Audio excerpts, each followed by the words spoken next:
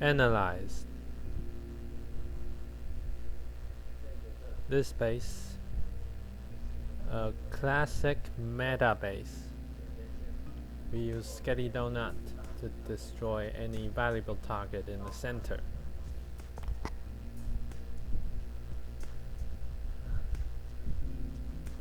To select our target, we can choose whether additional infernal tower plus a CC. Now I see 4 tiles away from clan castle, so we can scratch that off. What about the upper inferno? Still, it's overreached. We cannot grab the inferno. What about ground expo? That could put our flame flinger in our advantage, so we can put that in mind.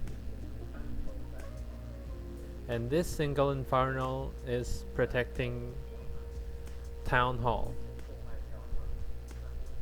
so if we take out this single inferno, our hero could do a better job cleaning out the town hall.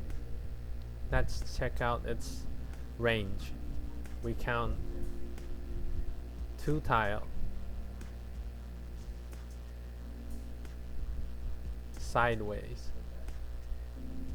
so exactly at this point, drop our invisible spell, we can take out clan castle. We counted 3 tiles, so also we can take out inferno. 2 tiles for our crossbow, so that's a go. Or is it? It has not appears to be that simple. Skelly Donut Masterclass, the most hardcore advanced class. So if you're not looking too deep into this, you can skip this part.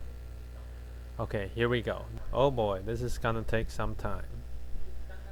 Like I said, this works, but actually the textbook says no. Here's what I'm gonna explain. I got the same base from the internet, and I do a few testing on this base. It has its difficulties, and I gotta say, this is very hard. The textbook says it cannot work in order to take down all 3 target. But here's why it works. Okay, let's talk individually. If I'm here to take down clan castle,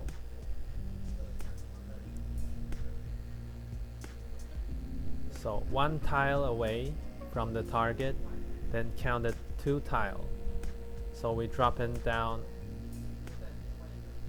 away from a full tile in order to take down the clan castle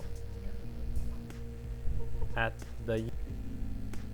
this blue spot at the corner, 2.5 tile away from the castle if you started from the side,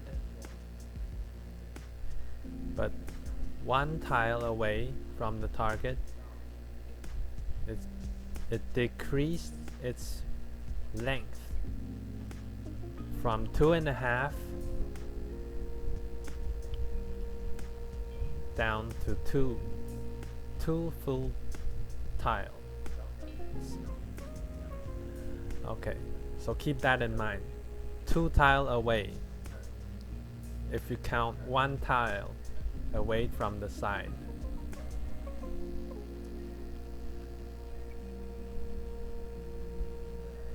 Now, let's talk about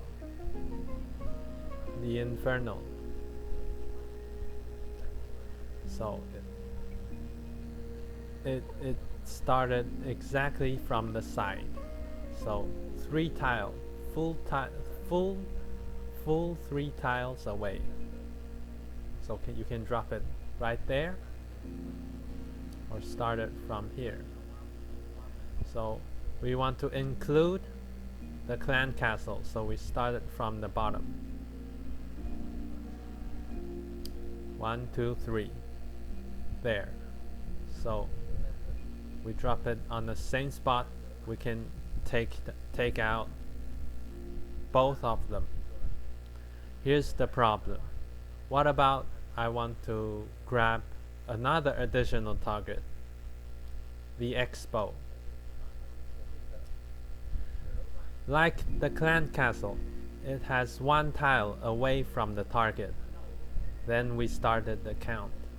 So if we started from the flank, from expo's flat side, 1, 2, 2.5 tile. That's what the textbook said. 2.5 tile. If we started from its flat side. But since we want to take out both Inferno, we wouldn't start it from there. We wouldn't drop it on the brown spot. So it's cross section right there to take down the crossbow right on the brown spot. But did you see the conflict? On the other hand, to take down Inferno and Clan Castle, we cannot cross the line. If we cross that brown line, we miss both 2 of the target. How do we deal with this conflict? If once you cross this line, you drop the invisible spell across the line, you fail. Period. Do we really have to pick and choose one side? Can we not take out all 3 targets? Here's what I'm gonna talk about: the tolerance of every target. You're thinking what I'm thinking? Crossbow is a 3x3 target. It has more tolerance than a 2x2 target, such as Inferno, Windsweeper. We're talking about the gray area, the tolerance. The textbook says you wouldn't do it if you drop it on the spot, but actually it has a gray area beyond the textbook data, which makes it work. All the data that generate from the textbook is stiff and rigid. There's no flexibility. But it's easier to memorize when you're doing the actual attack, because there's no time for too much thoughts. It's easier for you to execute. If you can scout the enemy base, you can plan in advance. But sometimes, if you're in Legend League, you don't have that privilege. So you have to stick with your strict, rigid textbook data. So 1 tile away from the object's flat side, away from this line, we counted 2 tiles. But we realize we're dropping in the other section, which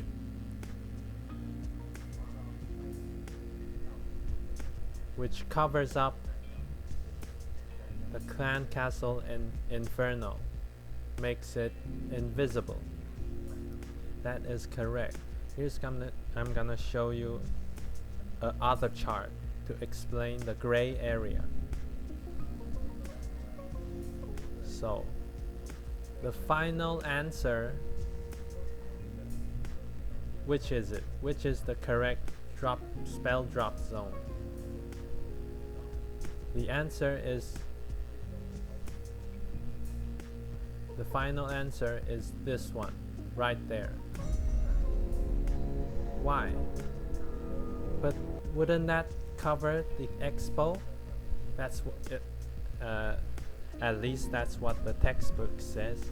If you cross the section, if you cross the boundary, it covers up the crossbow. But actually, that's not the fact. Here's why. I'm going to draw out a 3x3 target. And how do these textbook data was generated and benefits us to memorize these data? How do these data was generated? Here's what I'm going to explain. First, we started from the dead center of the object. This will be the center of a circle. Indicates where to drop the spell.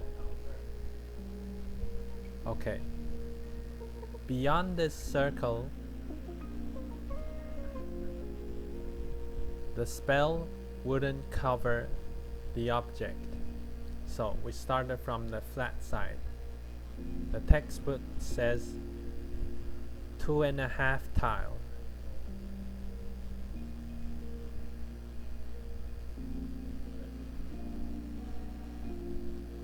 Here's a 2.5 tile.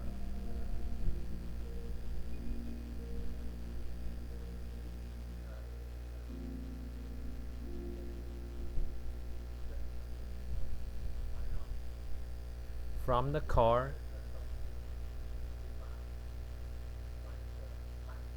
and we make a radius.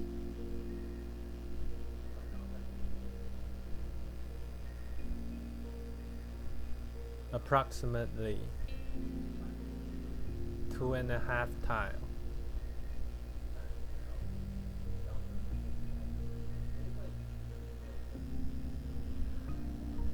And we wouldn't start when we actually doing the strategy, we count the tile from the edge of the item. We wouldn't start from the center of the item. It's because it's more easy to visualize. But they are all the same radius, except if you're doing a 2x2. Then the radius is different from a 3x3. Okay. For example, I'm making an example out of a 3x3. So again,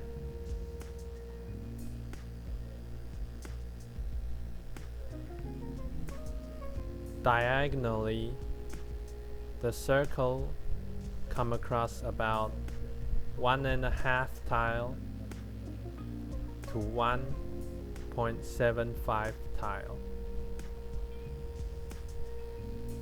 This is your ideal spell drop point where you drop your spell.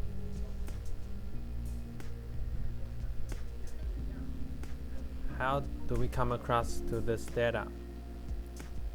Same. We have the same radius like the previous one.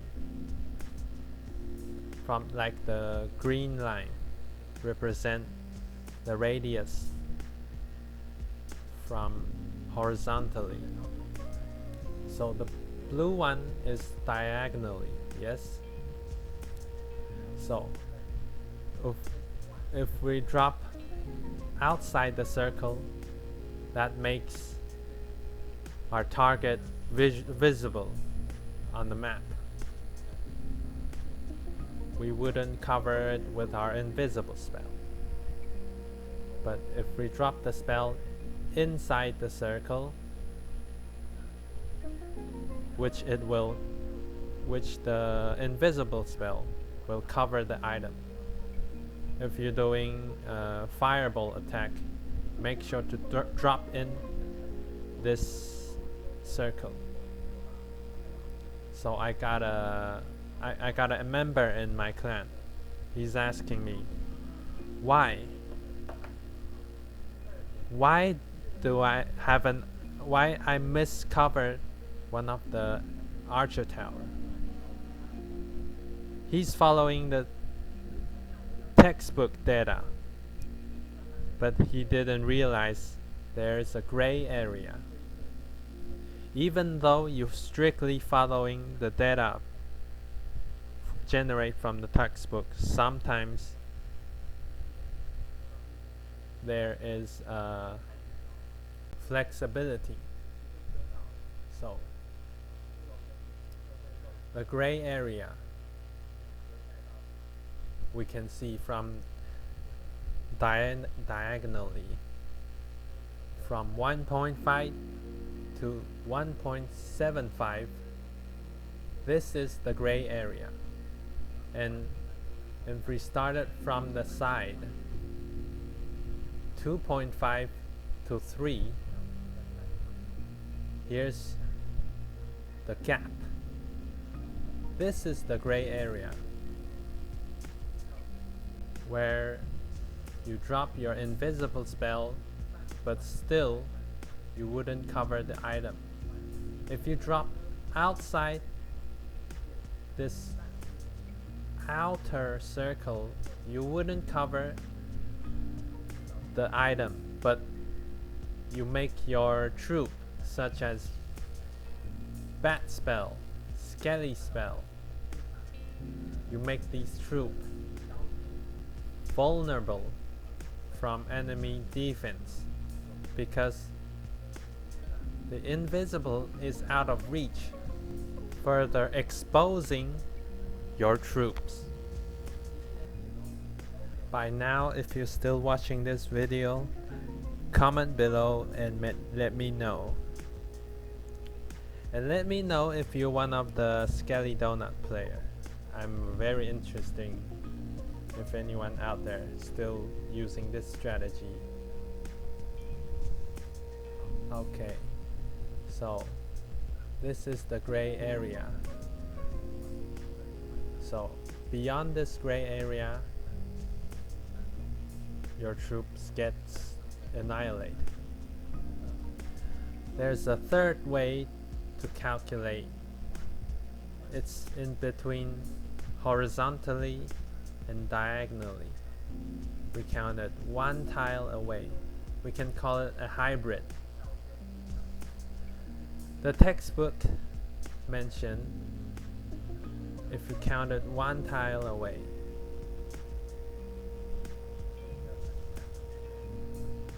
Oh, here's the most complex way to calculate your spell drop. It's either horizontally or diagonally. It's something in between. We call it, there's no one has a name for it. I call it hybrid, okay? Something in between. So, one tile away from the side of the object. One tile, one gap. Beyond one tile. What's the new data? What is it? It's the actual 2 tile. It's 2 exact 2 tile in order to execute. So here we counted 2 tiles away from the object. Neither can you cross this line. If you cross this line, it becomes the previous data 2.5, and push 1 tile further, it decreases from 2.5 down to 2 tiles. You can see it drops. The spell drops placement is exactly within the gray area, beyond the first circle and within the second circle. So it makes the target visible. Again, this is the textbook data show us. Let's see the actual game indicates. So we drop it beyond 2 tiles. If we drop it inside 2 tiles, you cross the first circle, which makes the object invisible. But that's not true. The actual determinant in this game is coming from a curve, not a square, rigid. The boundary is not coming from a square, rigid line. It's coming from a curve. This is why it left us a gray area beyond the rigid data coming from the textbook. And this is the core, the main purpose of this masterclass. If a curved line sits upon this corner, this rigid corner, it definitely has left this tiny peak outside the border. If we draw out the textbook data, it indicates a rigid circle, but that's not the case.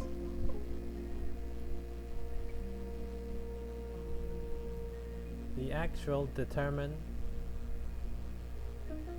from the game is coming from a circle. This is why it left a corner beyond the boundary. This is why if you drop within the data, you still execute the Skelly Donut. If you drop on the tip, you still execute. Logically, it wouldn't work. These rigid data is only convenience for us to do it on the battlefield.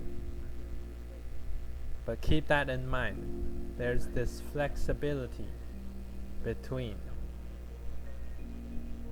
I hope this explains why this works. See? In order to execute, you have to put your spell outside these 2 tiles, and that makes it work. Yes? But actually, there's still left a tip, a tiny tip within the edge to make it work. It's not actually 2 tiles away. It's actually 1.9999 tile away.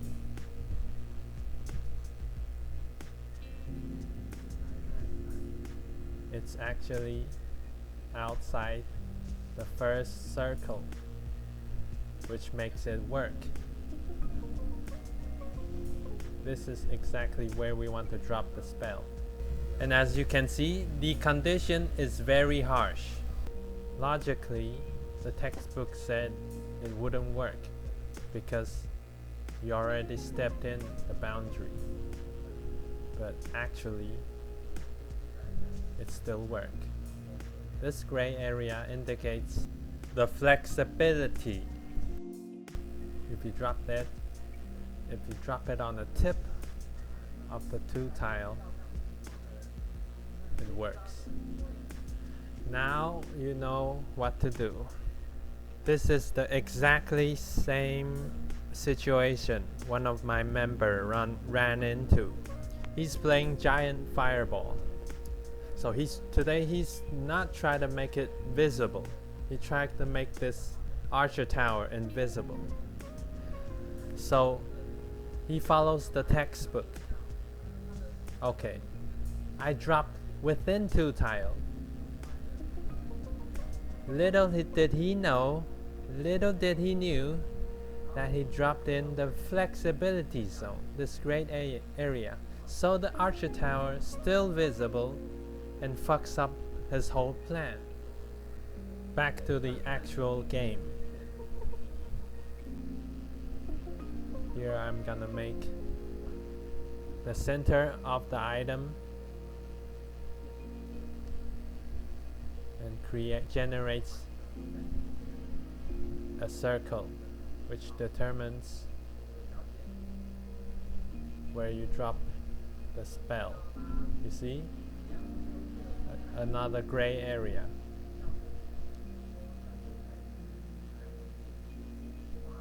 The textbook says if you're doing Skelly Donut, you don't want to drop your spell within the circle. To not make this item invisible, you drop outside the circle. This is why it generates a gray area between the hard evidence, hard textbook data, and reality, and makes the Skelly Donut strategy works. And look back the diagonal spell drop. Every drop zone within this pink area works.